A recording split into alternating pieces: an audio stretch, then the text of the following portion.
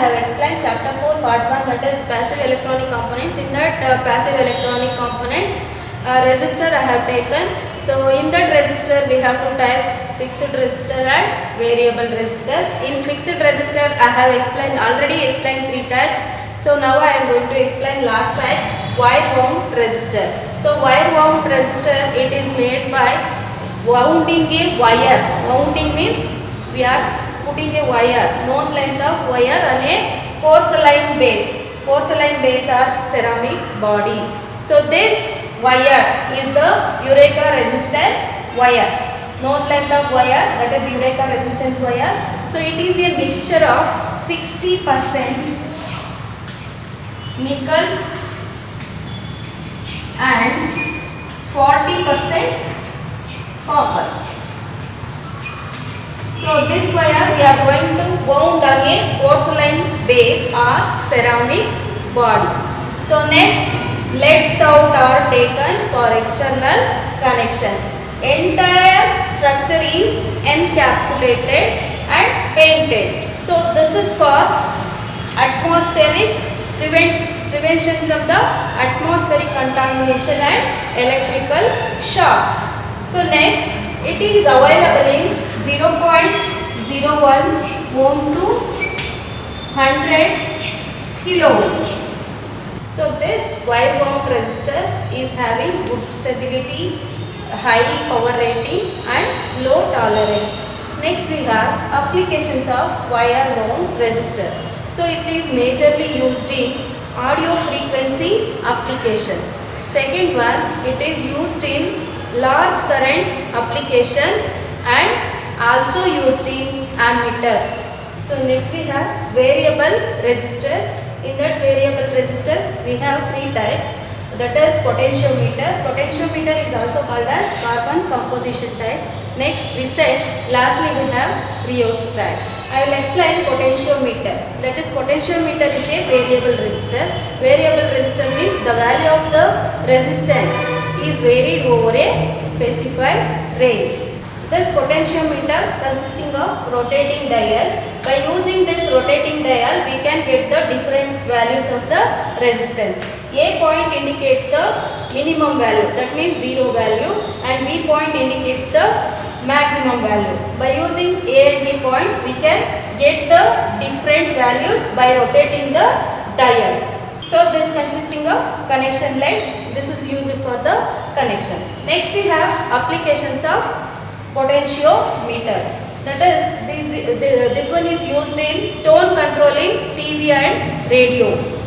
Next, brightness controlling TVs. Next we have fan regulators. Next we have preset type. It is majorly used in PCBs. So it is the value of the preset is adjusted by using screwdriver during the alignment process. Applications of preset TV receivers. It is majorly used in TV receivers, and second one is electronic circuits in calibration purpose. Next topic is importance of resistor power rating. So importance of power rating means whenever the current flows through the resistor, there will be a dissipation of energy. Dissipation means the energy will comes out from the resistance device. So in the form of heat. So power rating means the maximum power that can withstand without any damaging of a resistor is called power rating. So power is given by voltage into current. P is equal to V into I. Once we substitute V equation from Ohm's law. So that is V is equal to I into R. For this equation, we will get P is equal to I R. So we are going to substitute V value here. Next, I. So we will get I square R. Now once we substitute I equation, I is equal to V by R. So P is equal to V by R. V by R into V. So P is equal to V square by R.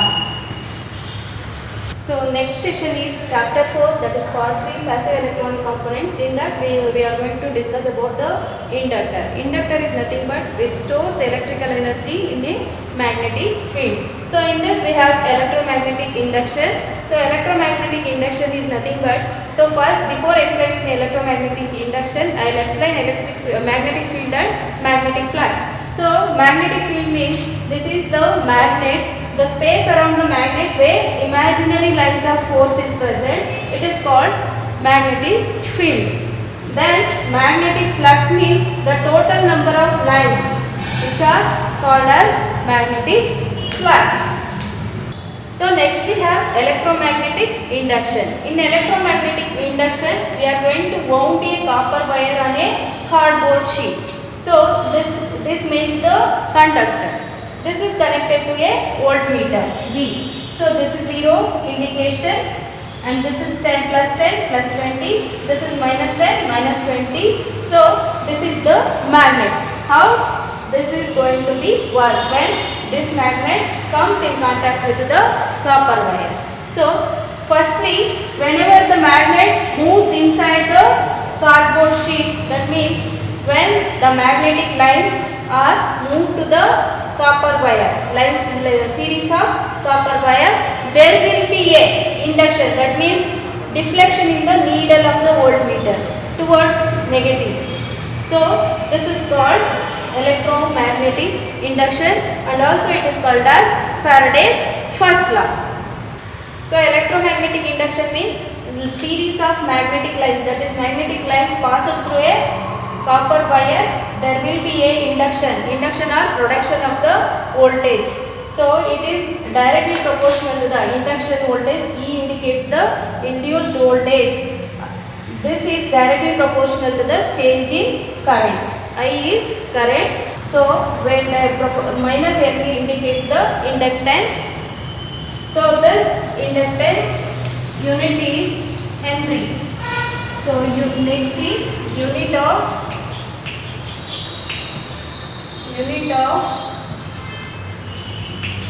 inductance. Unit of inductance is Henry.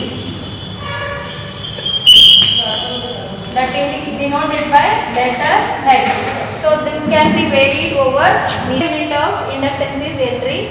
So it is also expressed in millihenry, microhenry and nanohenry. Milli means 10 power minus 3. Micro means 10 power minus 6, nano means 10 power minus 9. Next we have a self-inductance and mutual inductance. So next topic is self-inductance, that is denoted by L. Self-inductance is nothing but whenever the current flows through the coil, there will be a EMF or voltage induced in the same coil. It is called as self-inductance, where Vrms is the supply voltage, IL is the current. This IL flows through the coil. There will be a EMF induced in the same coil, that is VL. So L is given by minus E by di by dt, where L is the self-inductance, E is the induced voltage, di by dt is the current change. Minus indicates the induction of the voltage in the opposite direction.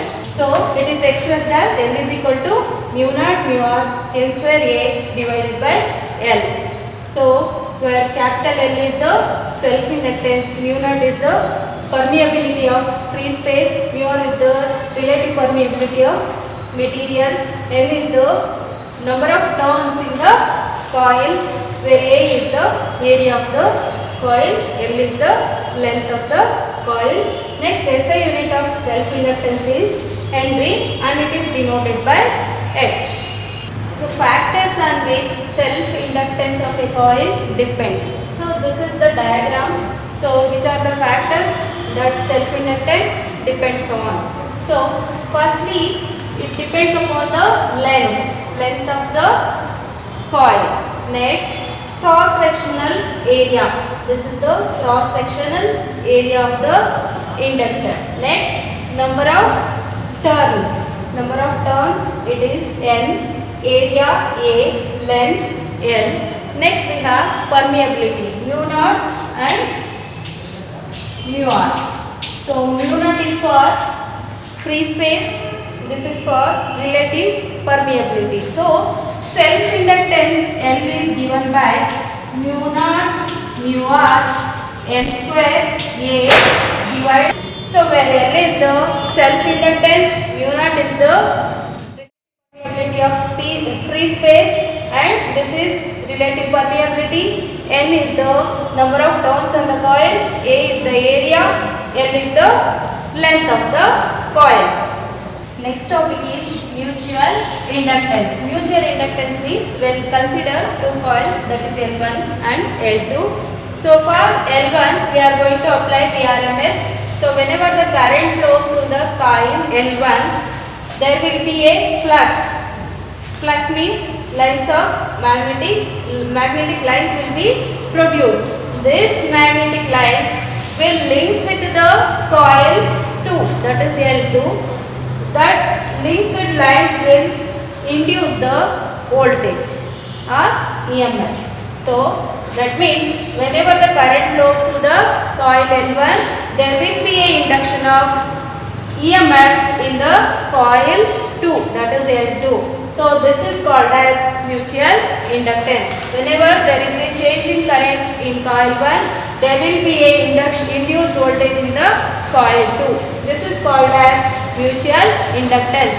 This induction of voltage is come across with the lines of magnetic flux. Mutual inductance is expressed as M is equal to minus E divided by di by dt. So where M is the mutual inductance, E is the induced voltage, di by dt is the change in current. So it is also expressed, that is mutual inductance also expressed as M is equal to mu naught mu r n1 into A divided by L.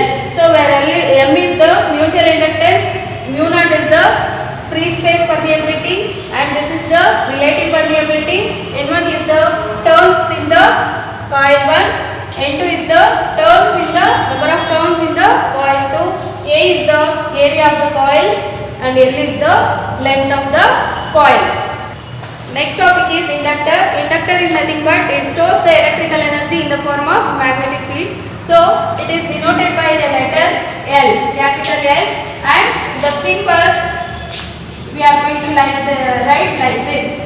So this is the simple representation of inductor. Next we have specification of inductors.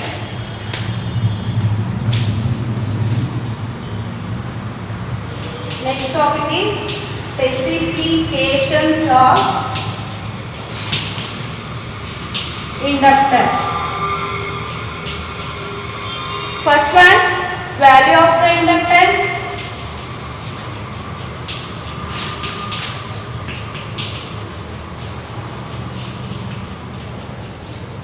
Second one, type of the core used.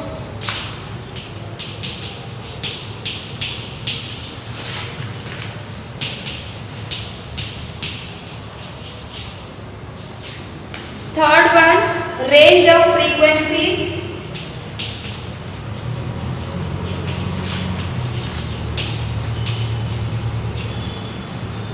Range of frequencies that inductor is operated. Next, arrangement of the winding.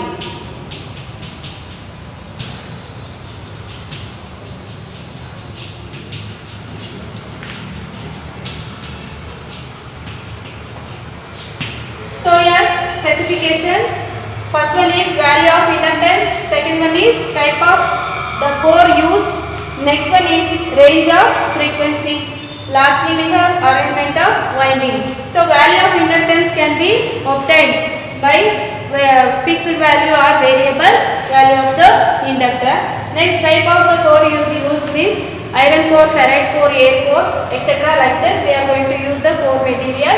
Range of frequencies means this can be obtained for various frequencies. Next, arrangement of windings. How we are going to arrange the windings on the core.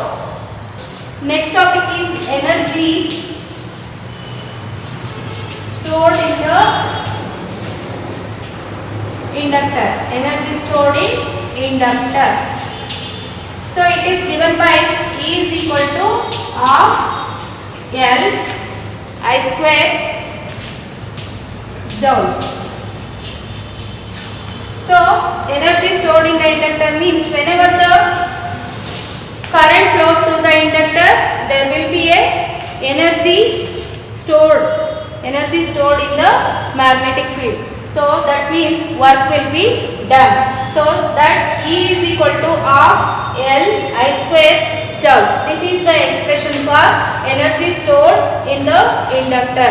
E is equal to half L I square joules, where E is the energy, L is the inductor, next I is the current. So next topic is types of inductor.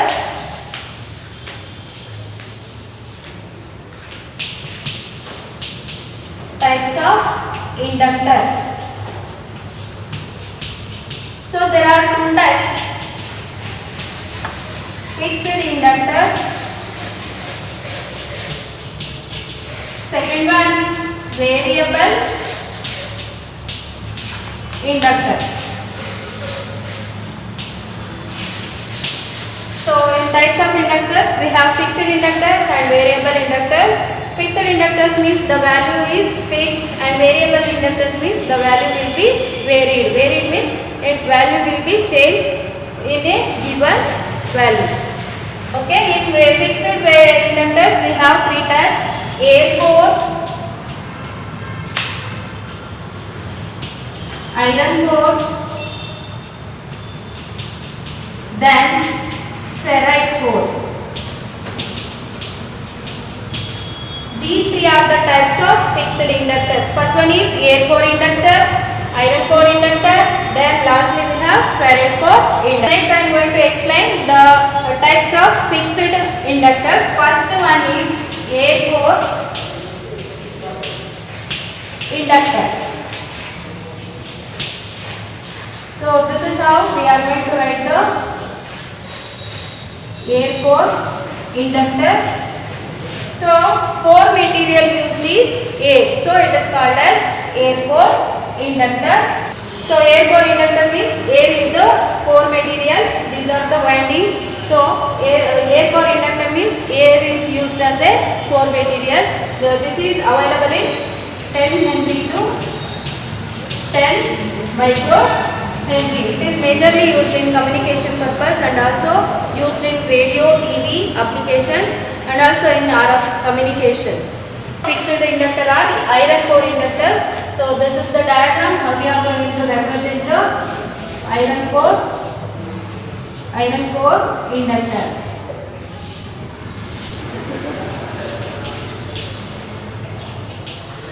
So here in the iron core inductor, so core material used is iron. So it is called as iron core inductor. It is available in 1 millihenry to 1 Henry. So it is also used for eddy current losses. Because of less eddy current losses, it is majorly used in AF audio frequencies and radio and TV for the receiving and transmitting purpose. Next type of fixed inductors are ferrite core inductor. In this ferrite core inductor, so ferrite is the material used as the core material. So this is the diagram for ferrite core inductor.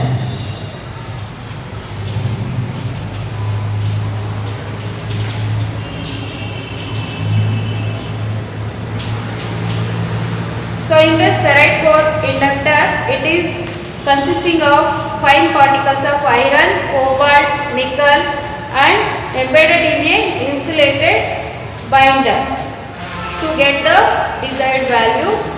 So next we have applications of or uses of the ferrite core.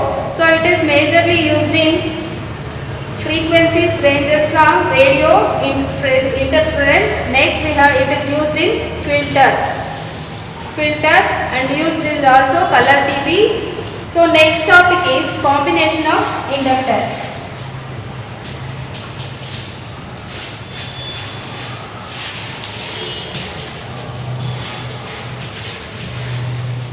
So in combination of inductors we have two types, series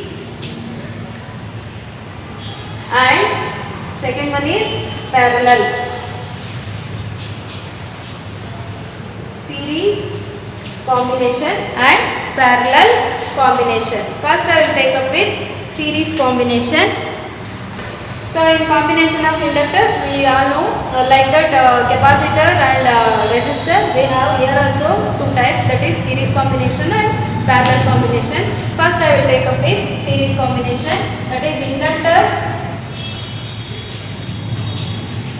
in series. Inductors in series. Now I am going to write the diagram and expression.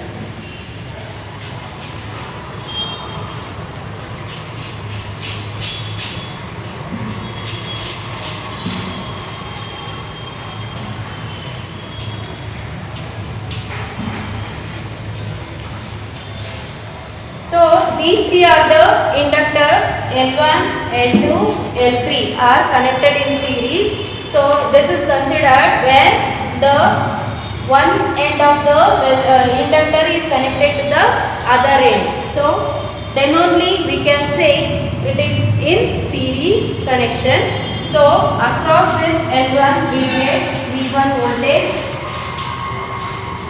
and across this L2 we get V2 voltage, and across this L3 we get V3 voltage. So the expression for three inductors connected in series is given by Ls is equal to L1 plus L2 plus L3. Suppose the number of resistors connected in series means the equation is plus etc up to Ln. So this is the equation for inductors connected in series. So next topic is inductors in parallel. So inductors in parallel means the starting ends of the inductors are connected to one point and finishing ends of the inductor is connected to another point, is called as inductors in parallel. So I am going to write the diagram of the inductors in parallel. So this is point A. From here this is the starting end of the first coil, that is L1. So I1 flows through this, and this is the starting end of the coil L2. For here the current flows is I2. Then L3 is the one more inductor. This is the starting end, current I3 flows through this. So these three finishing ends are connected to another point, that is B point. Starting ends are connected to point A and finishing ends are connected to point B. So then it is said to be in parallel. So the expression for inductors in parallel is given by 1 by LP is equal to 1 by L1 plus 1 by L2 plus 1 by L3.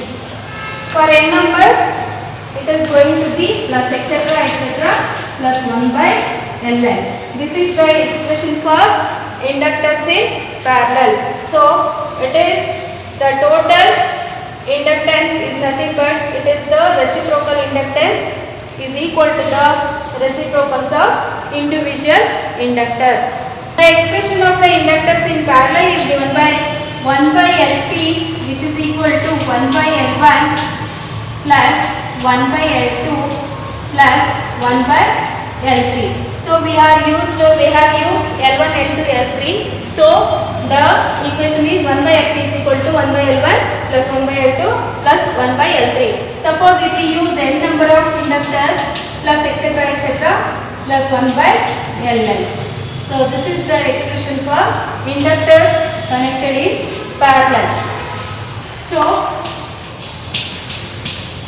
Choke is nothing but it is also a inductor. So it means choke comes from the name blocking. Blocking means it blocks the choking. Choking it means that it avoids higher frequencies and allows lower frequencies. So the insulated wire is mounted on a magnetic core. So this is called as choke. Next we have applications of choke. It is majorly used in tube lights, filters, chokes in radio, TV, receivers and transmitters. Next application is fluorescent lamps, and also lastly we have RF tuning circuits. So next topic is relay. Relay is a simple switch. It is operated in both electrically as well as mechanically, and it also an electromagnet with a set of contacts. So next, relay is designed to perform two basic operations. First one is low voltage operation. So in low voltage operation, it is used to reduce the noise in the circuit. Next one is high voltage operation. So in high voltage operation, it is used to reduce the arcing. So next topic is SPDT relay. SPDT stands for single pole double throw. Single pole means single input, double output. So this is the diagram. We are going to give the supply, and this is the push button, and this is the coil, and this is the red bulb, and this is the green bulb. This acts as a primary, this acts as a secondary. So it works on the mutual induction. So when the push button is pressed, so the green bulb will glow. That time the circuit will be in the closed condition. Next, when the push button releases, the red bulb will glow. In this, the circuit will be in the open condition. Specifications of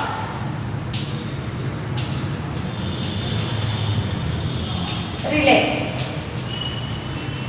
So first specification is operating voltage. Second one is operating current.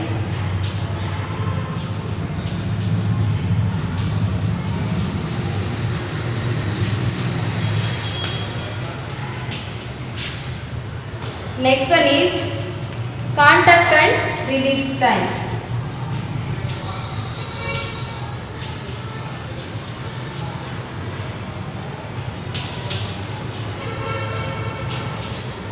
So first specification is operating voltage, second one is operating current, next one is contact and release time, next is temperature, operating temperature,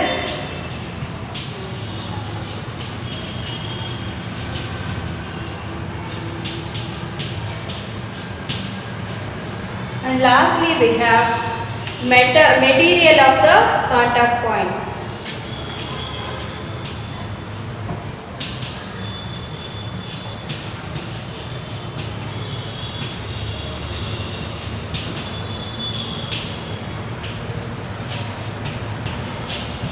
So operating voltage means the desired voltage that should be operated for the operation for the relay. Operating current means desired current for the operation of the relay. Contact and release time means on and off time of the relay. Operating temperature means desired temperature.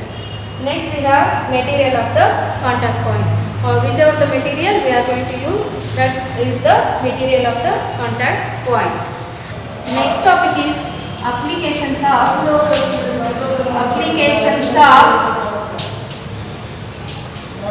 relays. So it is majorly used in protect the electronic equipments during abnormal conditions like over voltage, over current, and also for short circuit. Next, it is used in transmission relays in the communication systems. Next, it is used in automatic switching devices to operate street lights, buzzers, bells, and etc. Advantages of relays. So first one, the relay requires small power, so it is used to control high power circuits. Second advantage is load can be turned on or off from long distance operate the high voltages. Third one, there is no sparking when the load is on or off. So this completes chapter 4 part 3